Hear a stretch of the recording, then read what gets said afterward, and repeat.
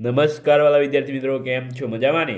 આજે આપણે જોવાના છે દ્વિતીય સત્ર માટે વિકાસ પરીક્ષાલક્ષી અસાઇનમેન્ટ ધોરણ 6 ની, એમાં પણ વિજ્ઞાન વિષયના હેતુલક્ષી વિકલ્પો આજે આપણે જોવાના છીએ. તો વિડીયોને લાઈક કરી દો, શેર કરી દો અને આપણે ચેનલને સબસ્ક્રાઈબ કરી દો, બરાબર. અને નીચે એક વિડીયોના નીચે એક સારી કોમેન્ટ કરી દો. આગળ તમારે કયા વિષયનું સોલ્યુશન જોઈએ છે તે વિષયનું પણ આપણે એક કોમેન્ટ કરી દો, તો આપણે એ વિષયનું પણ જલ્દીથી બનાવી દઈશું. તો ચાલો આજે આપણે વિજ્ઞાન વિષયનું વિભાગ એનું હેતુલક્ષી પ્રશ્નોમાં વિકલ્પોનું સંપૂર્ણ સોલ્યુશન જોઈએ. તો વિદ્યાર્થી મિત્રો, તમે અહીંયા જોઈ શકો છો કે અસાઇનમેન્ટ અભ્યાસ પ્રકરણ 6 થી 11 નીચેના દરેક પ્રશ્નના ઉત્તર માટે આપેલ વિકલ્પમાંથી સાચો વિકલ્પ પસંદ કરીને લખો. 12 પ્રશ્નો. પ્રકરણ નંબર 6. નીચેના પૈકી નિવાસનોનો જૈવ ઘટક કયો છે? તો ઓપ્શન છે એ પાણી, બી ખડક, સી તાપમાન, ડી વનસ્પતિ. તો જવાબ આવશે તમારે ડી વનસ્પતિ. ત્યાર પછી આગળ આપણે જોઈએ. ત્યાર પછી વિદ્યાર્થી મિત્રો, અહીં 2 નંબર છે, કોને રણનું વાહક કહેવામાં આવે છે? તો વિદ્યાર્થી મિત્રો, તમને તો ખબર હોય, રણમાં કોણ હોય? ઊંટને. તો જવાબ આવશે બી ઊંટ, બરાબર. ત્યાર પછી 3 નંબર છે, દરિયા કિનારે કઈ વનસ્પતિ વધુ જોવા મળે છે? તો વિદ્યાર્થી મિત્રો, દરિયા કિનારે શું હોય? તો શું હોય વિદ્યાર્થી મિત્રો? નાળિયેરી, બરાબર. પેલા દરિયા કિનારે જઈએ એટલે તમને ઊંચા ઊંચા જે પેડ જોવા મળે છે ને વિદ્યાર્થી મિત્રો, એ છે ને હોય નાળિયેરીના. 4 નંબર છે, નીચેનામાંથી ઉભયજીવી પ્રાણી કયું છે? તો વિદ્યાર્થી મિત્રો, તમારે અહીંયા જવાબ આવશે દેડકો. 5 નંબર છે, કયું પ્રાણી પર્વતીય વિસ્તારમાં જોવા મળે છે? તો જવાબ આવશે સી યાક. 6 નંબર છે, નીચેના પૈકી કયું દરિયાઈ પ્રાણી નથી? તો વિદ્યાર્થી મિત્રો, તમારે અહીં જવાબ આવશે ગોકળ ગાય. ત્યાર પછી અહીં તમારે છે, કયા જળચર પ્રાણીનું શરીર બોટ આકારનું નથી? કયા જળચર પ્રાણીનું શરીર બોટ આકારનું નથી? તો અહીં જવાબ આવશે ઓક્ટોપસ.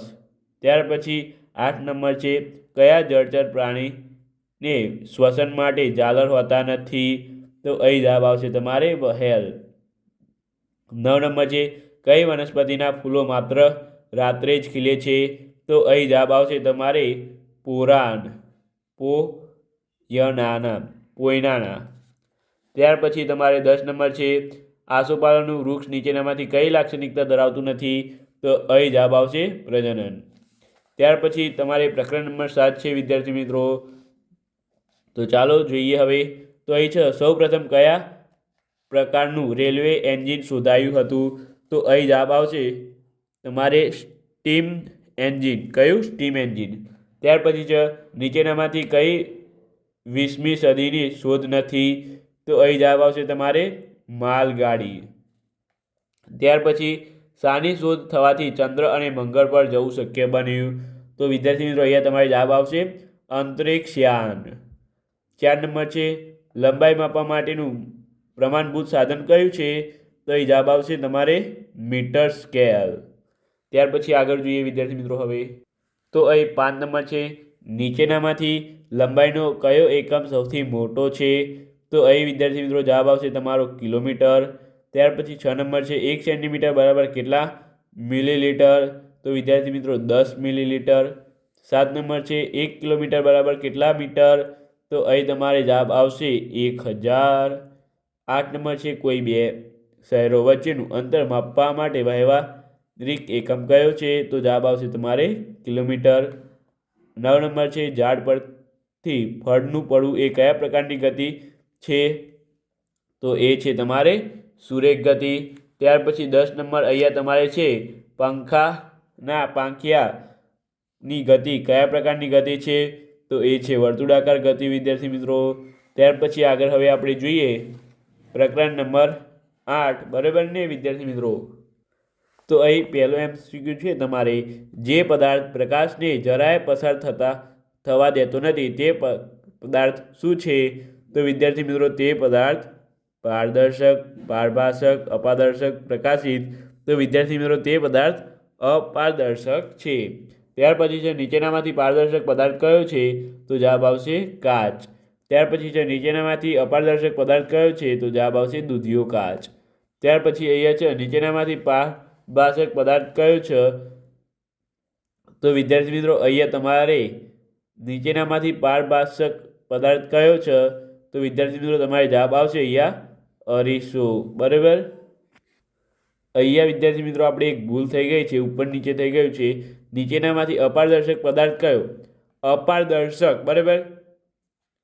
અપારદર્શક તો દૂધિયો કાચ તો આવે ના, તો શું આવે? આરસ પાર આવે. જવાબ શું આવે? બી. બરાબર. અને નીચેનામાંથી પારભાષક પદાર્થ કયો? તો એ જવાબ આવશે બી, દૂધિયો કાચ. બરાબર. ખબર પડી ગઈ વિદ્યાર્થી મિત્રો? તો ચાલો આ ભૂલ ન કરતા તમે ફરીથી તમને કહી દઉં. જે પદાર્થમાં જરાય ન દેખાતું હોય તેને અપારદર્શક કહે. નીચેનામાંથી પારદર્શક પદાર્થ કયો છે? કાચ. નીચેનામાંથી અપારદર્શક પદાર્થ કયો છે? તો આરસ પહાર. બરાબર ને? ત્યાર પછી આગળ જોઈએ, નીચેનામાંથી પારભાષક પદાર્થ કયો છે? તો દૂધિયો કાચ. ત્યાર પછી છે નીચેનામાંથી કયો પદાર્થ પોતે પ્રકાશ આપે છે? તો સૂર્ય. નીચેનામાંથી કયા પદાર્થને પડછાયો પડે નહીં? તો કાચ. નીચેનામાંથી કયા પદાર્થનો પડછાયો પડે નહીં? તો કાચનો પડછાયો ન પડે. ત્યાર પછી આગળ જોઈએ વિદ્યાર્થી મિત્રો આપણે હવે 7 નંબર છે, પિનહોલ કેમેરા દ્વારા સિદ્ધાંત પર પિનહોલ કેમેરા કયા સિદ્ધાંત પર કાર્ય કરે છે? તો પ્રકાશ સીધી રેખામાં ગતિ કરે છે તેનું. બરાબર. ત્યાર પછી પ્રકરણ નંબર 9 જોઈ લઈએ. વિદ્યુત આપતું સાધન કયું છે? તો વિદ્યુત કોષ. વિદ્યુત કોષ શામાંથી વીજળી ઉત્પન્ન કરે છે? તો રસાયણ પદાર્થોમાંથી. વિદ્યુત સુવાહક પદાર્થ કયો છે? તો એ છે તાંબાનો તાર. થર્મોકોલ કેવો પદાર્થ છે? તો એ છે વિદ્યુત અવાહક પદાર્થ. બરાબર. ત્યાર પછી આપણે આગળ જોઈ લઈએ વિદ્યાર્થી મિત્રો પ્રકરણ નંબર 10ના MCQ. તો અહીં તમારે છે નીચેનામાંથી કઈ તાંબુ ચુંબક વડે આકર્ષિત નથી? નીચેનામાંથી કઈ ધાતુ ચુંબક વડે આકર્ષતી નથી? તો વિદ્યાર્થી મિત્રો જવાબ આવશે તમારે ચાંદી. ત્યાર પછી 2 નંબર છે, નીચેનામાંથી કઈ ધાતુ ચુંબક વડે આકર્ષાય છે? તો એ જવાબ આવશે તમારે લોખંડ. ત્યાર પછી 3 નંબર છે, ગજિયા ચુંબકનો આકાર કેવો હોય છે? તો અહીં જવાબ આવશે તમારે લંબઘન પટ્ટી જેવો. ત્યાર પછી 4 નંબર છે, ચુંબકને શું કરવાથી તેને ચુંબકત્વ નાશ પામે છે? તો અહીં જવાબ આવશે ગરમ કરવાથી, વારંવાર પછાડવાથી, ટીપવાથી. તો અહીંયા જવાબ આવશે તમારે ડી, આપેલ તમામ. બરાબર. ત્યાર પછી આગળ આપણે જોઈએ હવે તો અહીં વિદ્યાર્થી મિત્રો પ્રકરણ નંબર 11 છે. બરાબર. અહીં છે ગતિમાન હવાને લીધે નીચેનામાંથી કઈ પ્રક્રિયા શક્ય બને છે?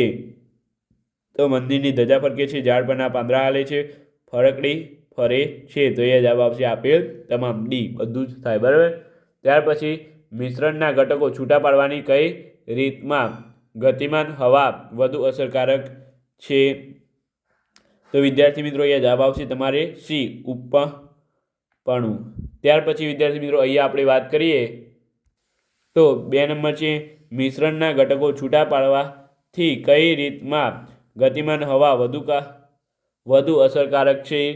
તો અહીં 2 નંબરમાં આવશે તમારે ઉપપણવું. ત્યાર પછી 3 નંબર છે, હવા શું છે?